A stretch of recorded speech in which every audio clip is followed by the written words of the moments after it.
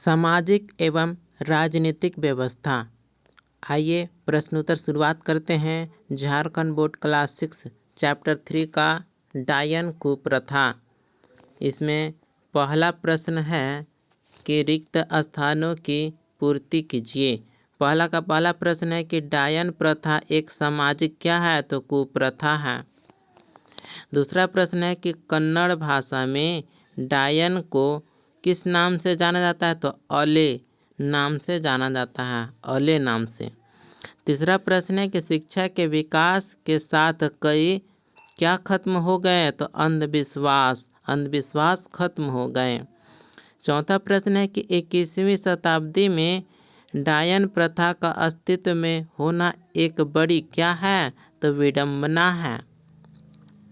पांचवा प्रश्न है कि अशिक्षित लोग किस तथ्यों को बढ़ा चढ़ाकर पेश करते हैं, तो असत्य तथ्यों को। अशिक्षित लोग असत्य तथ्यों को बढ़ा चढ़ाकर पेश करते हैं। इसके बाद देखिए दूसरा प्रश्न है कि निम्नलिखित प्रश्नों के उत्तर दीजिए। दूसरा का पहला प्रश्न है कि डायन प्रथा से आप क्या समझते हैं। ग्रामीण क्षेत्रों में ही डायन संबंधी घटनाएं क्यों ज़्यादा घटित होती हैं, तो यहाँ पर उत्तर होगा डायन प्रथा एक अंधविश्वासपूर्ण सामाजिक कुप्रथा है जिसमें महिलाओं को जादू टोने का दोषी ठहराकर प्रताड़ित किया जाता है। यह प्रथा मुख्य रूप से अशिक्षित, अज्ञानता और सामाजिक भेदभाव के कारण प्रचलित है। ग्रामीण क्षेत्रों में डायन संबंधी घटनाएं अधिक घटित होने के मुख्य कारण निम्नलिखित हैं। पहला, अशिक्षा। ग्रामीण क्षेत्रों में शिक्षा का अभाव होने के कारण लोग अंधविश्वास पर अधिक विश्वास करते हैं। दूसरा, स्वास्थ्य सुविधाओं की कमी। बीमारियों के पीछे वैज्ञानिक कारण न समझकर अंधविश्वास को दोष दिया जाता है। तीसरा है संपत्ति हड़पने की साजिश। कई बार किसी महिला को डायन बताकर उसकी संपत्ति हड़पने की कोशिश की जाती है। इसके बाद है पितृसत्तात्मक समाज। महिलाओं को दबाने के लिए इस प्रकार की प्रथाओं का उपयोग किया जाता है। अब आइए दूसरा प्रश्न की ओर आते हैं। प्रश्न है कि देश के अन्य भागों में डायन प्रथा को किन किन नामों से जाना जाता है, तो यहाँ पर उत्तर होगा भारत के विभिन्न भागों में डायन प्रथा को अलग अलग नामों से जाना जाता है। जैसे झारखंड, बिहार, उड़ीसा, पश्चिम बंगाल में डायन कहता है, राजस्थान में तंत्री, मध्य प्रदेश और छत्तीसगढ़ में डाकन, असम में डाइन या डाइनी, कर्नाटक में अले नाम से जाना जाता है। इसके बाद अगला प्रश्न है कि डायन कुप्रथा को जड़ से मिटाने के लिए झारखंड सरकार की ओर से कौन कौन से कदम उठाए जा रहे हैं, तो उत्तर होगा झारखंड सरकार ने डायन प्रथा को समाप्त करने के लिए कई महत्वपूर्ण कदम उठाए हैं। जैसे पहला है कानूनी कार्रवाई। झारखंड में डायन प्रथा उन्मूलन अधिनियम लागू किया गया है जिसके तहत दोषियों को कठोर दंड दिया जाता है। दूसरा पॉइंट है जन जागरूकता अभियान। सरकारी और गैर सरकारी संगठनों के माध्यम से ग्रामीण क्षेत्रों में जागरूकता फैलाई जा रही है। इसके बाद देखिए तीसरा पॉइंट है शिक्षा का प्रसार। महिलाओं और बच्चों की शिक्षा को प्रोत्साहित किया जा रहा है ताकि अंधविश्वास कम किया जा सके।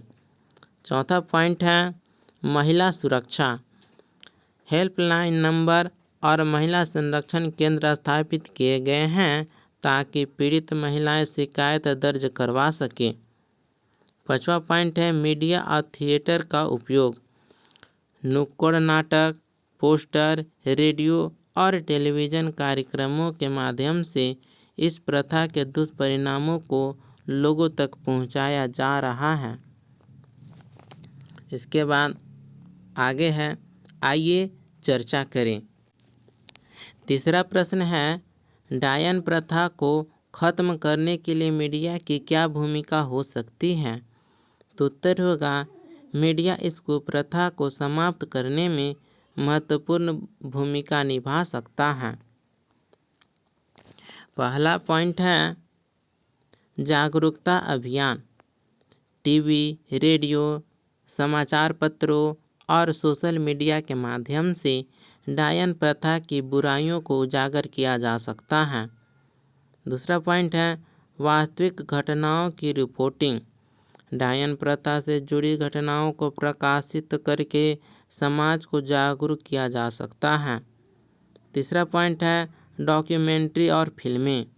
डायन प्रथा पर आधारित फिल्में और वृत्तचित्र बनाकर लोगों को इसके दुष्परिणामों के बारे में बताया जा सकता है।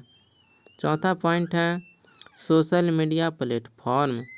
फेसबुक, ट्विटर, यूट्यूब और इंस्टाग्राम जैसे मंचों का उपयोग करके जागरूकता अभियान चलाया जा सकता है। उसके बाद देखिए चौथा प्रश्न की ओर आए हैं। प्रश्न है कि क्या डायन बिसाहा के अस्तित्व से आप क्या समझते हैं? अगर नहीं तो क्यों?